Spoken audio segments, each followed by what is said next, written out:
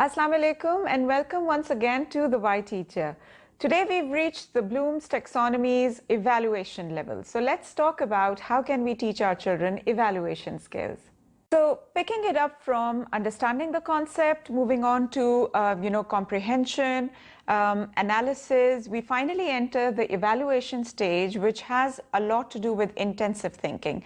So it requires the child's metacognitive skills, which is the child's awareness of his own thinking process, where children have become aware of engaging strategies and methodologies to solve problems. So evaluation has a lot to do with finding solutions, with making informed decisions. It has to do with making knowledgeable predictions. So evaluation teaches children how to assess different situations. It teaches them how to verify maybe certain sources while they are conducting a piece of research. It teaches them how to debate and present their views using supporting evidence. It teaches them how to make logical conclusions based on their understanding of a certain topic. They learn to prioritize when they are facing a certain challenge or difficulty. They learn how to critique certain literary elements while they are reading poetry or a certain piece of prose or literature. So evaluation really prepares children to put in perspective their knowledge of the topic, their own understanding of things, and based on all the observed patterns and all the observed language that has been used in a certain task or a certain thing that they are evaluating, they tend to make more informed predictions and more informed logical conclusions. Now, the most critical question, of course, is how do I teach my child how to evaluate? And I believe as educators, we offer children different forms of reasoning inside the classroom, and in that scenario, inductive reasoning is something that I believe teaches children holistically how to think. It teaches them the progression of thinking. So in inductive reasoning, mostly children are pushed to find the best possible answer or the best possible solution. And in this case, whether they are attempting a science question or a math question or an English comprehension passage, children are looking for evidence to support or patterns to support their choice of the correct answer. Especially in multiple choice questions where children are supposed to engage the process of elimination, inductive reasoning really helps, because even though the answer might not be the perfect answer there, but between a choice of 4 options, maybe there are 2 that confuse the child and he feels or she feels that, maybe either one of them could be right.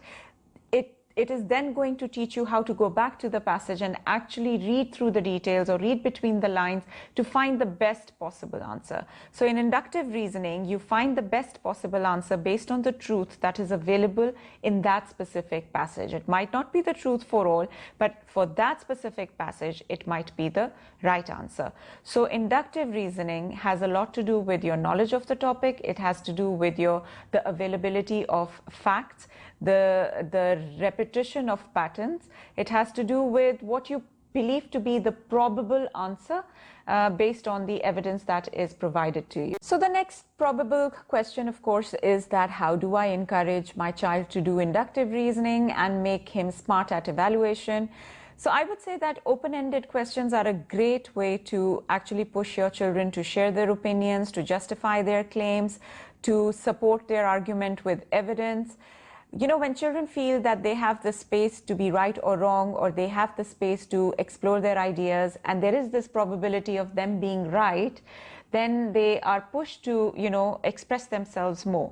And I think expression is integral to logical reasoning. As long as children are pushed to investigate their own thoughts or their own ideas, and they are pushed to think and look for evidence to support that argument, then, it makes them more and more evaluative in their thinking process. Evaluation also has to do with, making informed and educated decisions. So the more children tend to share their opinions, the more they tend to share their experiences, they learn from each other and they tend to make better decisions. It moves from a certain specific belief to a more, generic statement. So inductive reasoning has a lot to do with moving from something specific to something more generic, whereas deductive reasoning has to move from something more generic to something more specific. And mostly in deductive reasoning, the truth is unquestionable or the facts are unquestionable, and therefore, when you're actually attempting a question that has multiple choice and you're engaging your deductive reasoning skills, there's usually going to be just the probability of being one answer.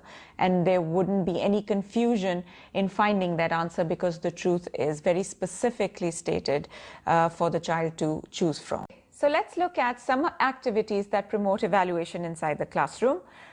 You could ask children to write down the criteria for a certain piece of writing or a certain competition.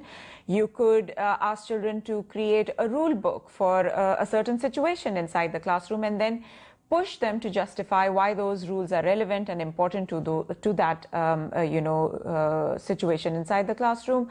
You can ask them to maybe write a persuasive piece of writing where they have to discuss the pros and cons and think from the opposing point of view as well.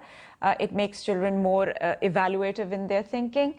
And then, of course, you can ask them to make loads and loads of presentations, because I believe presentations really push children to think about what they're saying. And evaluation has everything to do with understanding your own thinking.